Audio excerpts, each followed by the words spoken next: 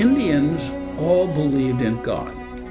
Some called him a great spirit, or Manitou, any number of names for their God. So the old Indians would die, and whatever they had, their most precious stone possessions, would be taken to the grave and buried with them.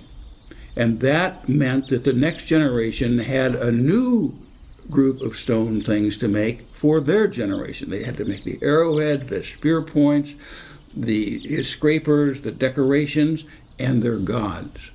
Now, their gods were idols, and there were two basic forms of Indian idols. One of them, they're kind of called bird gods, but that's a bird god.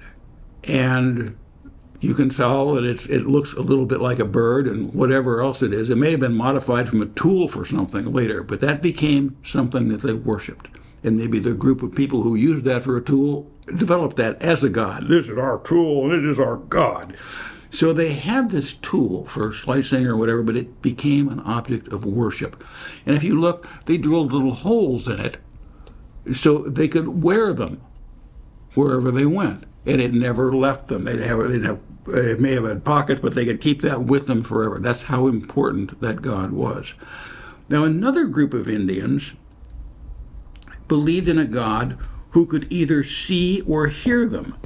Now, we don't know if these protuberances on these bird gods were eyes or ears, but we do know that that god was capable of seeing what, or hearing, or knowing what was going on with that Indian.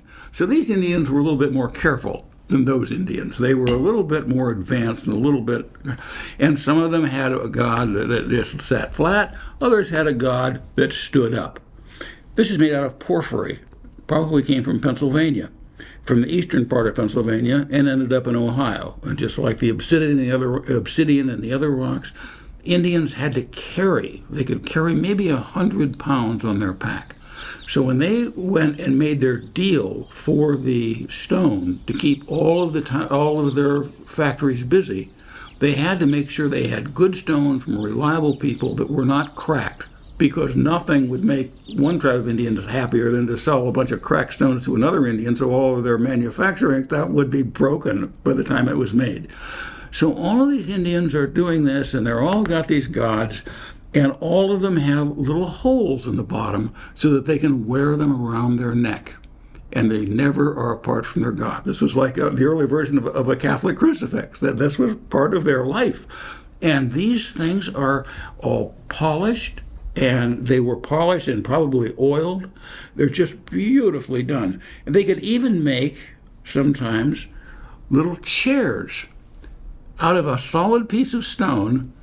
They would set that down, and they would rest their God on it, so that wherever they were, the God would always be in a convenient place. It's just, the more you get into Indian artifacts, the more fascinating they become.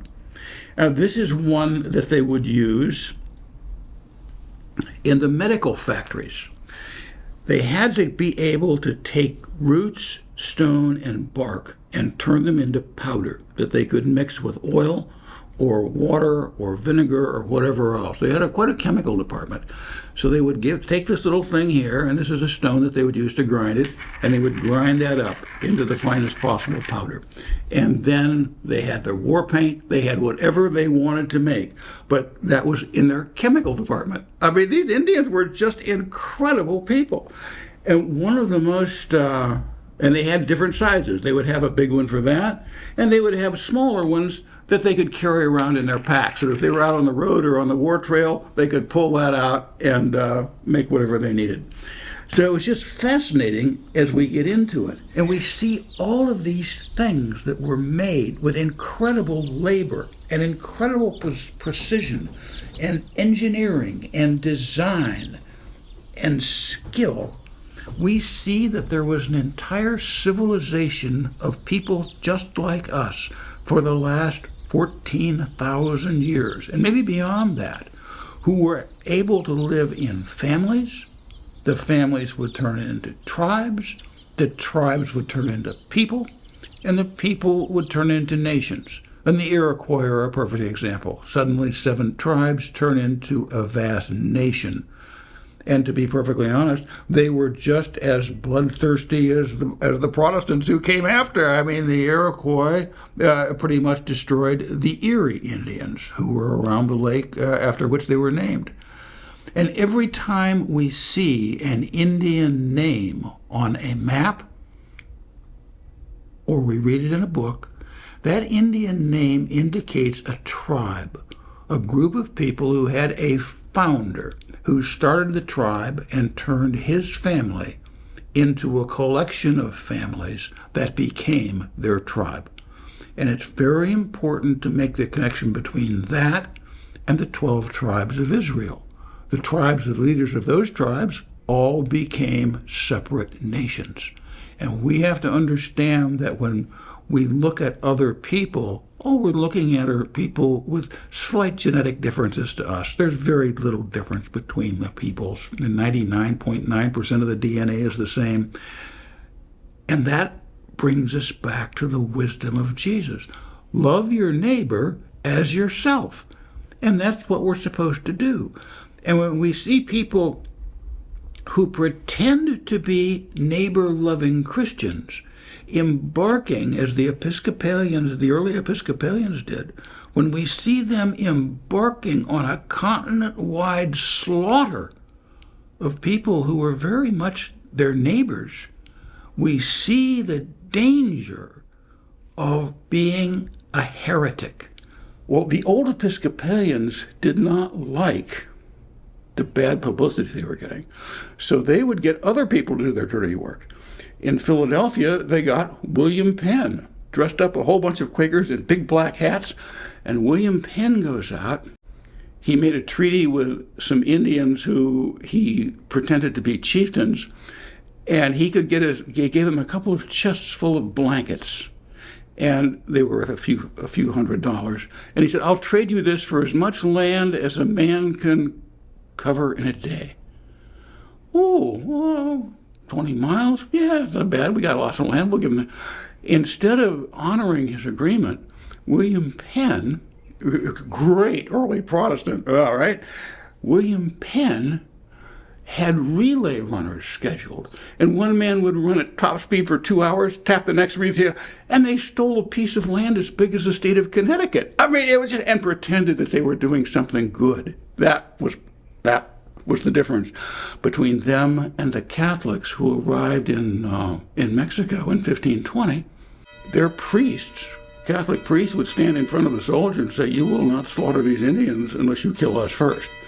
They gave them rights, they protected them, they taught them to read, they taught them how to write, they built them schools, they built them churches, they built hospitals, they brought them into the church, they focused on their souls. And focusing on souls is really what we're here to do, because the soul is the only thing we have that is really going to live forever. If we love our neighbors as we love ourselves, we will do as the Catholics did in the entire country of Mexico, Brazil, Argentina, Nicaragua, Peru.